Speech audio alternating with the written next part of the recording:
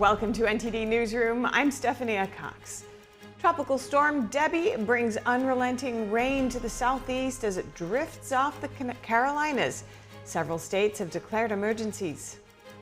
Many residents across Southern California felt the rattling of a 5.2 magnitude earthquake last night.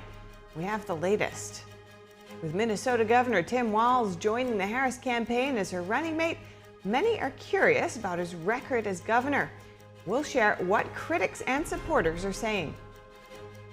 Turkey seeks to join an international lawsuit against Israel, and Hamas announces a new leader. We'll tell you how countries are reacting. The family of a French explorer who died in a submersible explosion is seeking more than $50 million. Why they're accusing the sub's operator of negligence. NASA delays its next astronaut launch to buy more time for Boeing's new crew capsule. The space agency works to find a way to bring 2 astronauts home from the International Space Station.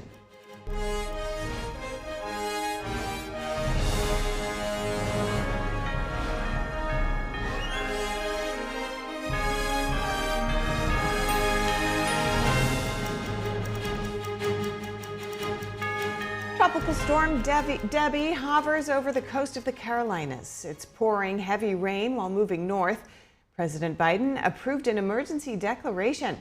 NTD's David Lamb has that update.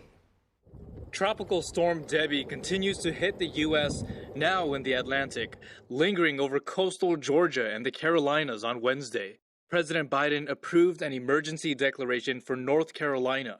The system has already stirred up tornadoes and submerged streets in waist-high floodwaters. Forecast says Debby could re-strengthen over the Atlantic Ocean before its center moves inland again by late Wednesday or early Thursday. Debby made landfall on Florida's Gulf Coast early Monday as a hurricane. At least 6 people have died. The North Carolina governor told residents to prepare for severe flash floods and potentially up to 15 inches of rain. National Weather Service says moisture from Debby has streamed far out from its center and interacted with a weather front stretching from the Great Lakes to Long Island, New York. Nearly 350,000 customers were without power in Ohio. States of emergency have been declared by governors in Florida, Georgia, South Carolina, North Carolina, and Virginia. Maryland also declared a state of preparedness. The U.S. also approved federal aid to Florida, Georgia, and the Carolinas, according to FEMA. David Lamb, NTD News. And first in New York City, emergency management officials deployed drones Tuesday as an early weather warning system. Normally, the drones are used for beach safety surveillance, but the city says it pivoted and sent them to specific flooding-prone areas ahead of the storm. That includes Howard Beach and Rockaways in Queens, Throgs Neck in the Bronx, and Coney Island in Brooklyn, and Fox Beach on Staten Island. Emergency management says parts of the Bronx got more than 5 inches of rain Tuesday. The Department of Environmental Protection responded to 7 major flooding events throughout the city.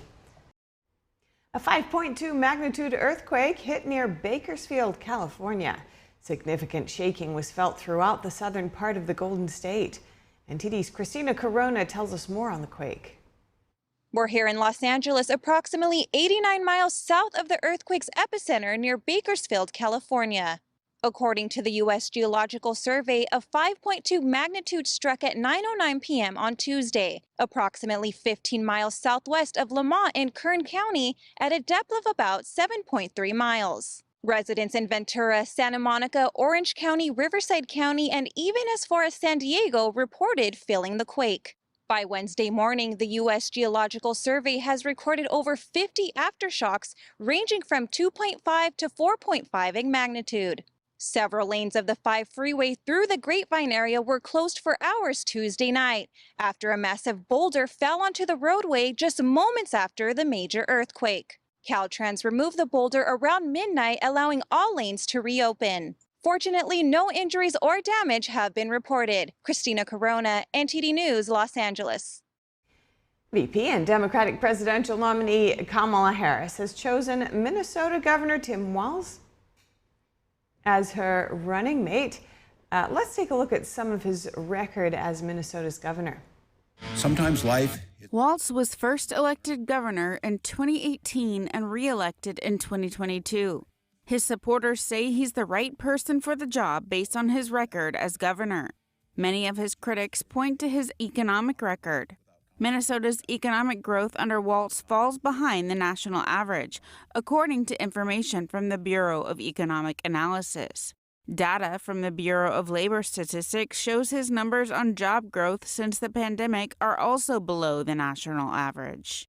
Total non-farm payrolls have grown by just 0.5% versus 5.8% nationally. Questions are resurfacing over Walz's handling of the civil unrest and violent protests following the death of George Floyd. Floyd died while in police custody in May of 2020. Walz's critics say he took too long to send in more police. Supporters, like the former Minneapolis police chief, say Walz did the right thing at the right time. He is a staunch defender of people's rights. And, in public safety, we try to separate ourselves from the politics as much as we can. Another supporter, Minnesota Congresswoman Angie Craig, says Walz is doing what he promised voters when he ran for office. She says it is Republicans who are trying to paint him as a hard-left liberal. Tim's got just an extraordinary record of working on behalf of all Minnesotans. He truly believes exactly what he says. He's going to tell you what he thinks. And, it wouldn't matter who we ran. They're going to dredge up something and criticize it. Walz's progressive agenda includes providing free school meals, tackling climate change, giving tax cuts to the middle class, and expanding paid leave for Minnesota workers. And joining us live to discuss more on Tim Walz is the NTD News contributor Mike Leon. He's the Policy and Strategy Director of the Free and Equal Elections Foundation and host of the News Commentary podcast, Can We Please Talk? Mike, great to see you again. We heard a little of the strengths that mentioned there earlier from some of his supporters, and we've spoken about this too last week. But just coming back now that we know that it is Tim Walz that's been chosen, what strengths and drawbacks does he bring to the Harris campaign, and why do you think he was chosen? Hey, Steph, good to see you. Yeah, it was interesting because a week ago, and we were ranking out, Governor Shapiro in Pennsylvania, where the actual rally was held yesterday at Temple University. We were ranking out Tim Walz, Andy Beshear, and trying to figure out where these candidates kind of slid. Even Arizona Senator Mark Kelly was a part of that mix as well. But from just listening to some of the reports coming out and some of the aspirational goals of Tim Walz, in terms of he wanted this job. This is what he wanted to do. He wanted to be a VP. He's very good in terms of delivering that message on linear broadcast and segments. You heard a little bit of his speech yesterday. He has that Midwestern dad a lot of people tend to point to. But when I look at policies, and I know the package before just played some of his policies, you kind of look at somebody who's a conservative Democrat. Let's be honest. I mean, he was once endorsed by the NRA. He was a congressman for 12 years that won a conservative-leaning district, right? So there's a viral video exchange with him and his daughter's talking about what they're going to eat for dinner. And he says, let's eat some meat. And she's like, well, I'm a vegetarian. He's like, all right, well, you'll have turkey. So he's somebody that can be playful. And, he's a former teacher in the state, a high school football coach. He's a lot of the things that you would picture a moderate Republican would be. And yet here he is on the Harris Walz ticket. So it's an interesting pick, and it's always interesting how we try to project these things and we think that somebody's going to be a shoo-in, and then out of nowhere comes somebody like Minnesota Governor Tim Walz to be named the VP candidate. And there have been some allegations that were alluded to earlier in the package about potential drawbacks that that Republicans and other critics of Tim Walz are pointing to. More progressive policies that haven't so much been brought into the limelight yet, that people may not be aware of, for example, around transgenderism or the George Floyd riots. What's your take on the criticisms? Yeah, the criticisms, and I think for Republicans right now, the biggest issues are the way he handled the COVID-19 pandemic as well. I mean, that's always something that Republicans will point to, and specifically in blue-leaning states. As somebody who lived in a blue state in New York and then moved to a red state in Florida because of some of the restrictions, right? And again, it's different climate, temperature, doing it for family reasons, but that those are some things that they're going to point to, right? There's always been pushback in terms of the way the education system was handled back then. And again, the Walz pushback and the pushback from the administration there will be, look, this is the information that we had and the science was evolving. You mentioned the George Floyd protests, and I'm glad you did, Steph, because it is true. And one of the things Walz did was take ownership of this and accountability, saying that it was a lack of failure. There was an investigation done into the state's response across different municipalities with respect to the protests that were happening there, and the police officers not having enough in terms of, time and notice to be able to handle these different protests and some of the different businesses that were affected in the community. Walz took a lot of accountability and ownership on this, but it's still a knock on his record for what happened back then during those protests. And that was one of the key cities that everyone pointed to, nationwide, beyond Seattle and in California, and obviously in Minneapolis, once these protests started to break out, of a true systemic failure that, stemmed from leadership on down, from the governor's office all the way down to the police districts. Now, given the current political landscape, what strategies do you think the Trump-Vance campaign needs to implement to effectively respond to these new challenges that it's facing? Yeah, this is so tough, Steph, because, I've thought about this, and I think right now it all starts with the former president. The former president right now needs to switch his language and pivot some of his language, because it's no longer that he's the younger guy that's running against an older candidate. He is now running against a different ticket. He's running against, a black Indian woman that's mixed race, that has been a former prosecutor, right? That was tough on crime, at least labeled by people back in California. He's now running against what some could potentially, those moderate Republicans could think of somebody that's a Joe Manchin type of Democrat, right? That's formally endorsed by the NRA type of Democrat. So he has to pivot the messaging now to be more about not only the failures of what Walz did as governor, or what Vice President Kamala Harris did as vice president and also as attorney general in California, what she's done as a senator in California, but then continue on the economic issues, right? Again, we talk about this all the time. The price of consumer goods are up year over year, just from this month to last year at this time. So you have to talk about that. Let J.D. Vance be your messenger. Speaking with Republicans out on the trail in different states, specifically in battleground states, they like Vance because he's younger and can maybe potentially carry the message forward of what the Republican platform will be in the future. Well, let him do that if that's going to be the case. And I don't know if Donald Trump is able to relinquish control of doing that, but he has to if he wants to appeal to people in that independent, moderate lane that he's going to be seeking votes for in November. Well, I'll be watching closely as this all unfolds. Thank you so much, Mike Leon. Great to chat with you again. As always, Steph. And Republican vice presidential nominee J.D. Vance is on the campaign trail. This morning, he delivered remarks in Shelby Township, Michigan, focusing on the economic hardship that Americans face. Let's take a listen. And so my message to people who are struggling is, first of all, I know what it's like to struggle. My mama once negotiated with a Meals on Wheels person so that she could get more food from Meals on Wheels so that she could feed me and her. I certainly know what it's like to deal with skyrocketing grocery prices and skyrocketing rent. The solution to it is to give people higher paychecks. The solution to it is give people better take-home pay.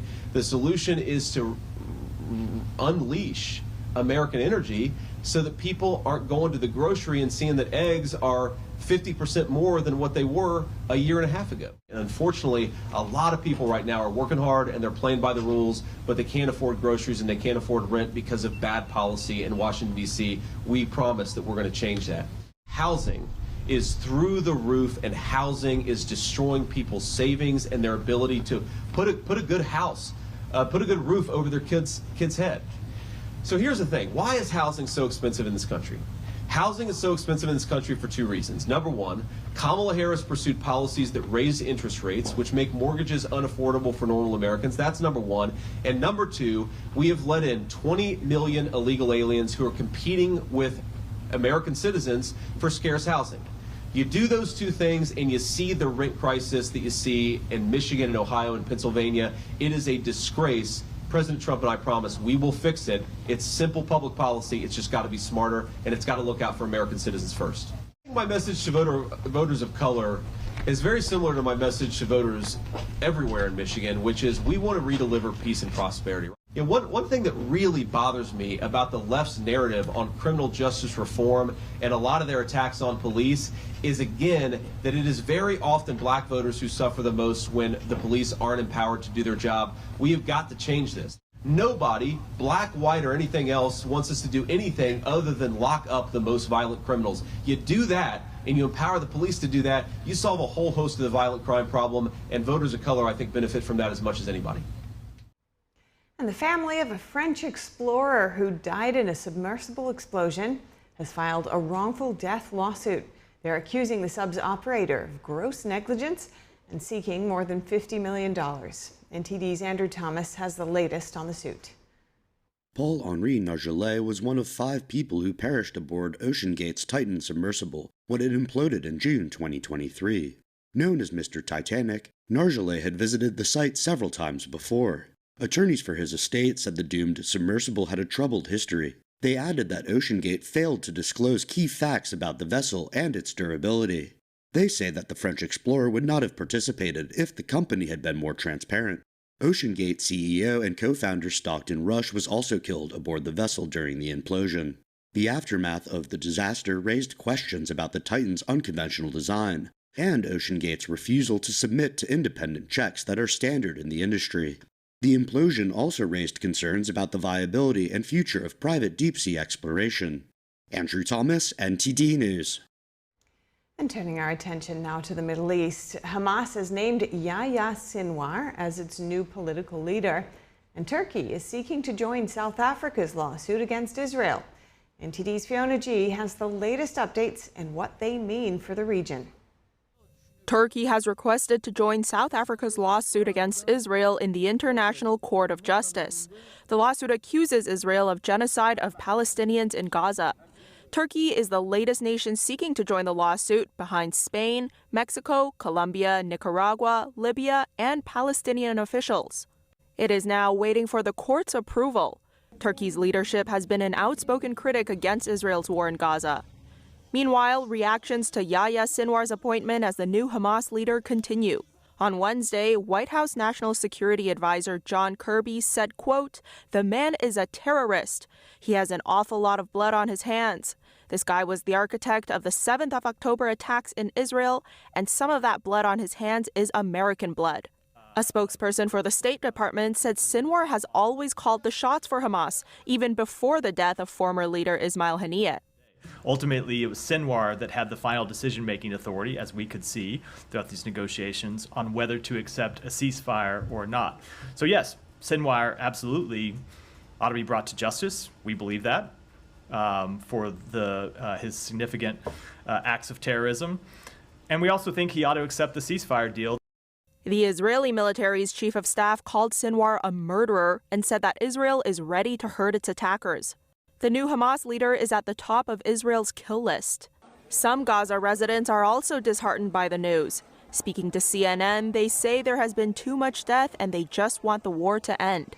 Others rejoiced at the news. In Yemen, university students rallied in support of Sinwar. Iran and the Hezbollah terrorist group congratulated Hamas and Sinwar. Experts say Sinwar is more extreme than his predecessor, and his appointment could point Hamas to a more hardline stance. Fiona G, NTD News. When we come back, NASA delays its next astronaut launch to buy more time for Boeing's new crew capsule. The space agency works to find a way to bring 2 astronauts home. That and more after the break here on NTD News.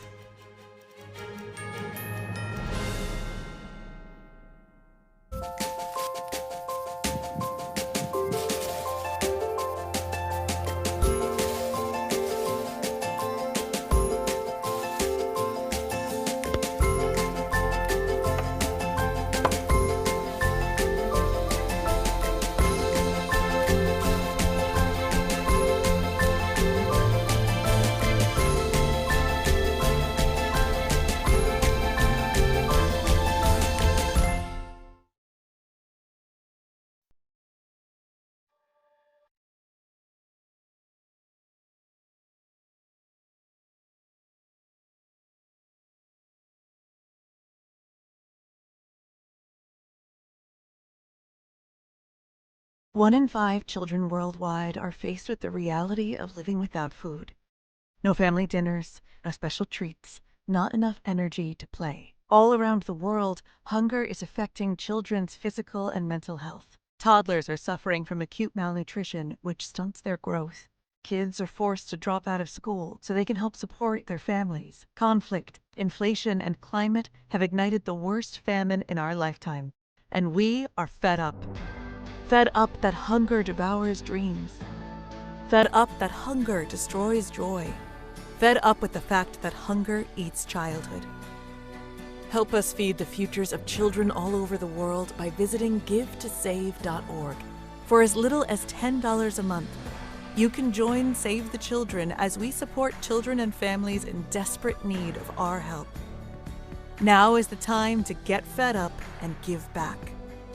When you join the cause, your $10 monthly donation can help communities in need of life-saving treatments and nutrients, prevent children from dropping out of school, support our work with communities and governments to help children go from short-term surviving to long-term thriving.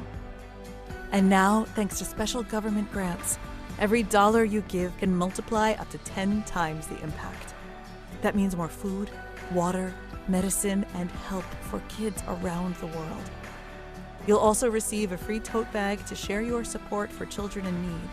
Having your childhood eaten away by hunger is unimaginable. Get fed up. Call us now or visit givetosave.org today.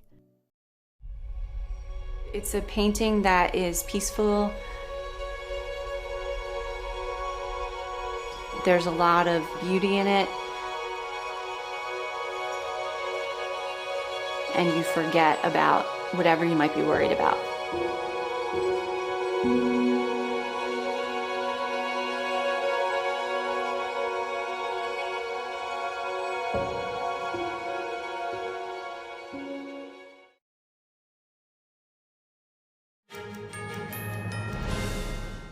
Welcome back. NASA is delaying its next astronaut launch to buy more time for Boeing's new crew capsule at the International Space Station.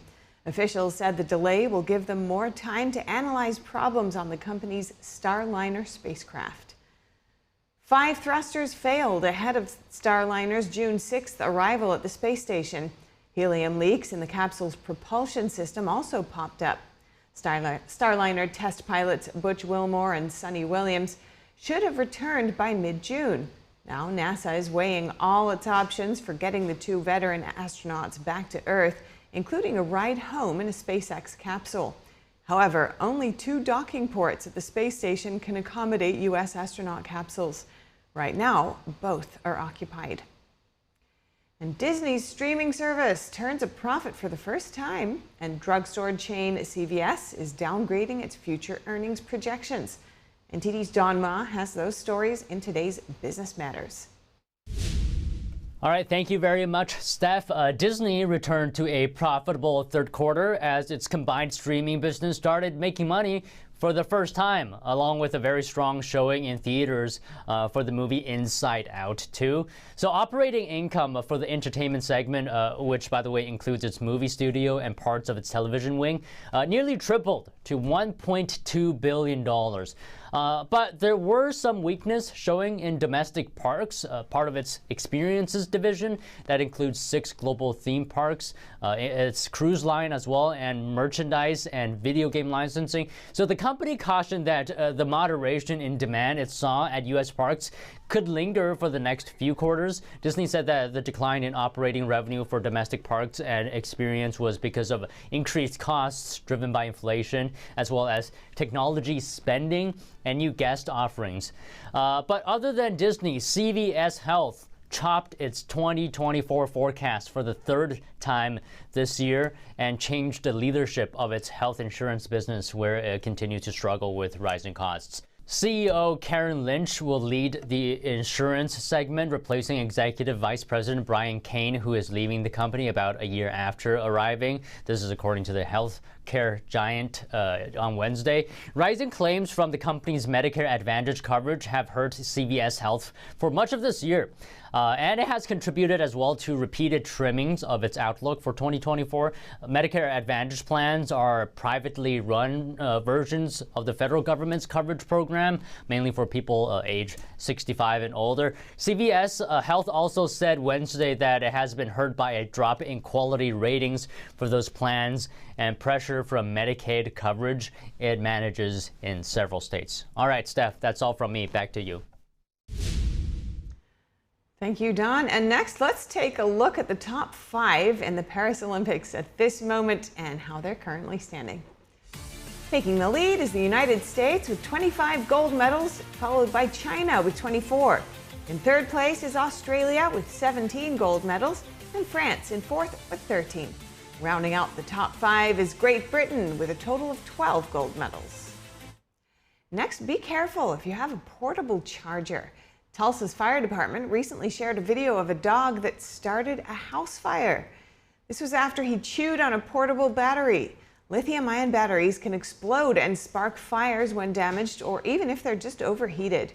The fire you see, oh, there it goes. The fire happening right here caused significant damage, as you can imagine. In this case, the dogs and a cat that live in the home made it out safely through a dog door, though. Now, fire officials say it's important to only use approved chargers for lithium-ion batteries. They also say to keep them out of reach of children and pets. All right, thank you for watching NTD Newsroom. I'm Stephanie Cox. Join Tiffany Meyer for the NTD Evening News at 6 p.m. Eastern, 3 Pacific.